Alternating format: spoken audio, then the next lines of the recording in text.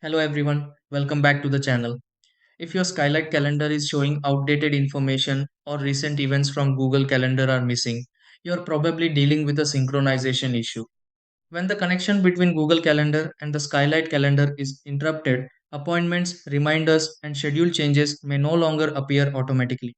This problem can happen because of internet interruptions, account permission issues, delayed syncing, or temporary software glitches. Fortunately, most syncing problems can be resolved without resetting the device. In this video, I'll guide you through several simple troubleshooting steps that may help restore synchronization between your Skylight calendar and Google Calendar. Try these. Step 1. Confirm that the latest events are visible inside Google Calendar before checking the Skylight calendar. Step 2. Verify that the Skylight calendar is connected to a stable Wi Fi network. Step 3. Review the Google account linked to the Skylight calendar and make sure it still has calendar permissions enabled.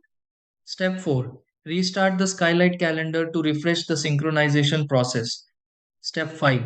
Check for available software updates on the Skylight calendar and install them if necessary.